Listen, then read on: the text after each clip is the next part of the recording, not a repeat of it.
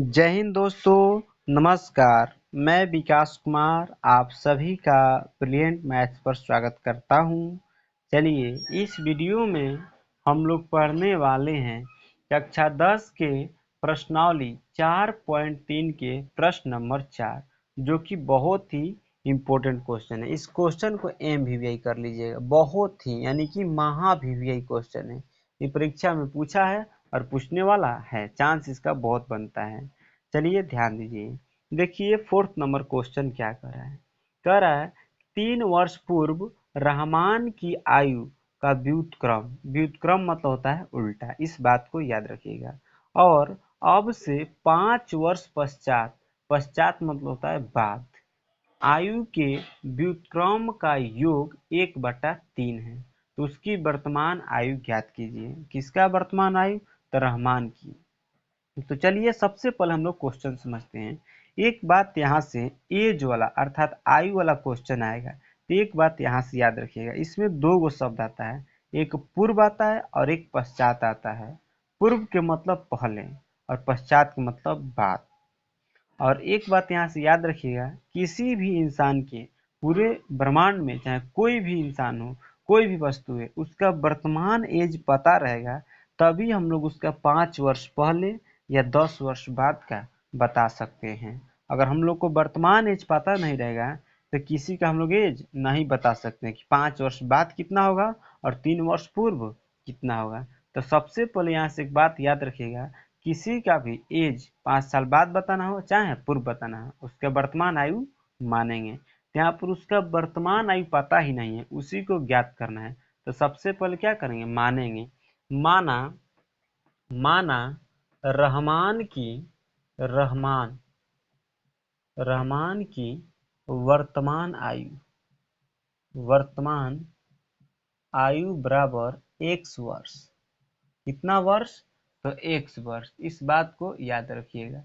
अब ध्यान दीजिए, 3 वर्ष पूर्व रहमान की आयु कह रहा है, तो लिखेंगे 3 वर्ष, 3 वर्ष पूर्व रहमान, रहमान की आयु बराबर कितना हो जाएगा? अभी वर्तमान में कितना है इसका? x। तो अभी बताए 3 वर्ष पूर्व जानने के लिए घटाते हैं और पश्चात बाद, पश्चात अर्थात बाद होता है, बाद में जाने के लिए क्या करते हैं? जोड़ते हैं। तो इसका वर्तमान आयु कितना है? अभी x है, यहाँ पर लिखेंगे x। और 3 वर्ष पहले जाना है ना, तो माइनस कर देंगे 3, यानी कि 3 वर्ष पहले इसका उम्र कितना रहा होगा? x - 3 वर्ष। चलिए ध्यान दीजिए, कितना बच्चा को अभी समझ में नहीं आया। जैसे मान लेते हैं, अपना ही उम्र मान लेते हैं, मान लेते हैं मेरा उम्र अभी 21 वर्ष है। कितना वर्ष है? 21 वर्ष। आप लोगों से पूछेंगे बताइए कि 3 वर्ष पूर्व अर्थात 3 वर्ष पहले मेरा उम्र कितना रहा होगा। तो आप लोग तुरंत इसमें से 3 माइनस करके कहेंगे सर आपका उम्र 18 वर्ष रहा होगा, आज से 3 साल पहले। लेकिन यही कहेंगे मेरे प्यारे बच्चों लोग कि 3 वर्ष बाद मेरा उम्र बताइए। तो आप लोग को पता है कि अभी हम कितना साल के? 21 साल के हैं, ठीक। तो आप लोग को 3 साल बाद अर्थात पश्चात पूछ रहे हैं, तो इसमें क्या करेंगे? 21 प्लस कर दीजिएगा, कितना हो जाएगा? 24 वर्ष। यानी कि 3 साल बाद हम कितना साल के हो जाएंगे? तो 24 वर्ष का हो जाएंगे। आई होप कि आप लोग अब समझ में आया होगा। यानी पूर्व पूछेगा तो घटाते हैं, पश्चात पूछता है तो जोड़ते हैं। किसमें? जो वर्तमान आयु रहता है वही। चलिए ध्यान दीजिए, अब फिर आगे कह रहा है कि 5 वर्ष पश्चात, तो लिखेंगे 5 वर्ष, 5 वर्ष पश्चात, पश्चात मतलब बाद, रहमान की, रहमान की आयु बराबर x + 5 वर्ष। ठीक। अब लिखेंगे प्रश्न से, क्या लिखेंगे? प्रश्न से, प्रश्न से प्रश्न कह रहा है कि 3 वर्ष जो रहमान, 3 वर्ष पूर्व रहमान की जो आयु है और 5 वर्ष बाद जो रहमान की आयु है, इनके व्युत्क्रम का योग 1/3 है। व्युत्क्रम मतलब होता है उल्टा। तो बताइए x - 3 लिखा गया है, तो इसके बाटा में क्या होगा? कुछ नहीं होगा तो 1 होगा। इसका उल्टा करेंगे तो कितना हो जाएगा? 1/x - 3। ठीक, इसके जैसा ही भी होगा, इसके बाटा में कुछ नहीं है, क्या है? 1। इसको उल्टा करेंगे, x + 5 का उल्टा करेंगे तो क्या हो जाएगा? 1/x + 5। और इन्हीं दोनों का योग कितना दिया है? 1/3 दिया है। तो चलिए सबसे पहले लिख देते हैं। लिखेंगे यहाँ पर 1/(x-3) प्लस 1/(x+5), ये दोनों का योग कितना दे दिया, 1/3 दे दिया। अब इसका एलसीएम निकाल लेंगे। एलसीएम होगा x-3 इंटू x+5। तो x-3 से भाग देंगे, कट जाएगा x+5, और x+5 से यहाँ पर 1 में मल्टीप्लाई कर देंगे तो हो जाएगा x+5। अब प्लस है तो प्लस लिख देंगे, फिर x+5 से भाग देंगे तो कट जाएगा, x-3 बच जाएगा।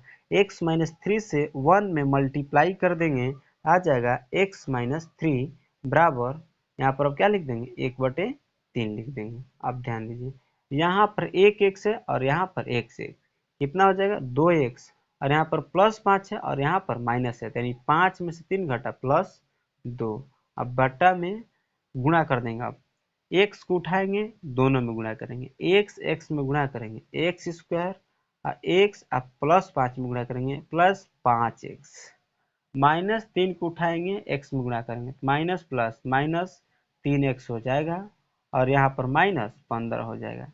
बराबर में कितना चल रहा है, तो 1/3 चलेगा। अब ध्यान दीजिए, तिरछा तिरछी गुणा करेंगे, एक से इतना में गुणा करेंगे तो यहीं आ जाएगा x²। अब यहाँ पर +5x है और -3x है, यहाँ पर कितना बच जाएगा, +2x -15, बराबर में 3 दूनी 6x और प्लस में 3 दूनी 6।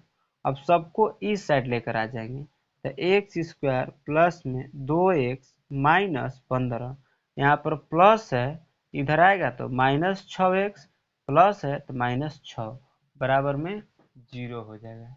ठीक, अब ध्यान दीजिए, इसके बाद यहाँ पर क्या करेंगे, x², देखिए +2x है, यहाँ पर -6x है, तो प्लस माइनस घटता है बड़ा का चिन्ह, 6x में से 2x घटा देंगे, -4x बच जाएगा, और यहाँ पर -15 है और -6, तो -21 हो जाएगा, बराबर में 0।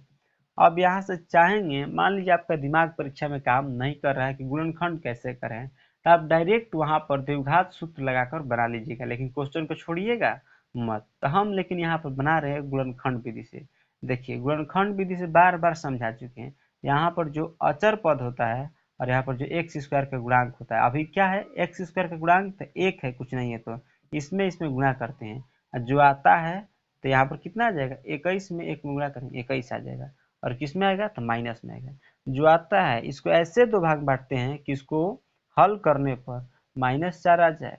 ठीक, तो इसको दो भाग में बांट देंगे, 3 ही 7 21, यानी 3 और 7 में। तो अब ध्यान दीजिए, यहाँ पर x² हो जाएगा, अब प्लस में क्या लिखेंगे, 7x - 3x - 21 बराबर में 0।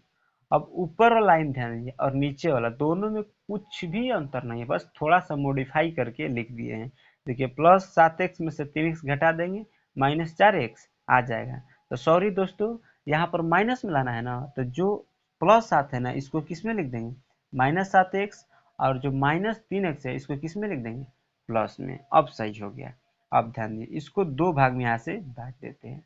इसमें क्या कॉमन है, x कॉमन है, x कॉमन ले लेंगे, x माइनस, यहाँ से x बाहर आ गया तो यहाँ पर एगो x बचा, तो x माइनस है तो माइनस, यहाँ पर कितना बचा 7, और यहाँ पर जो आता है यही वाला चुपचाप यहाँ पर लिखते हैं x - 7 बराबर में 0।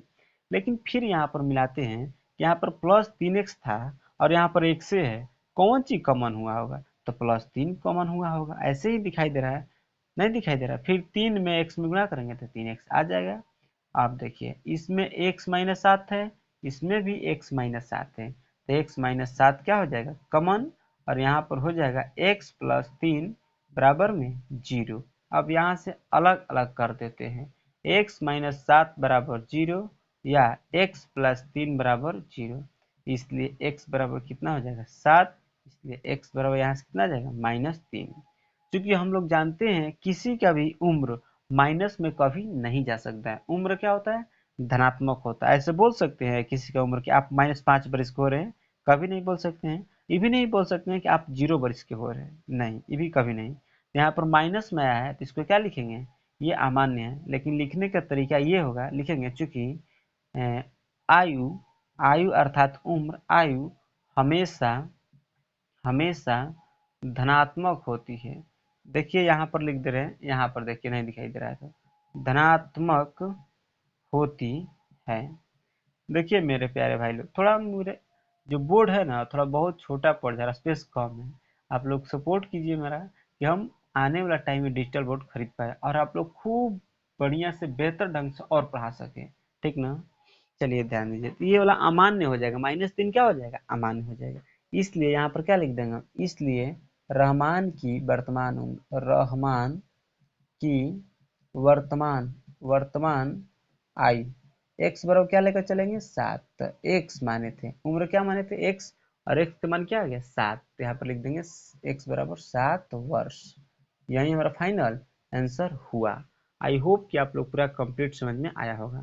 फिर मिलते हैं नेक्स्ट वीडियो में, तब तक के लिए बाय बाय।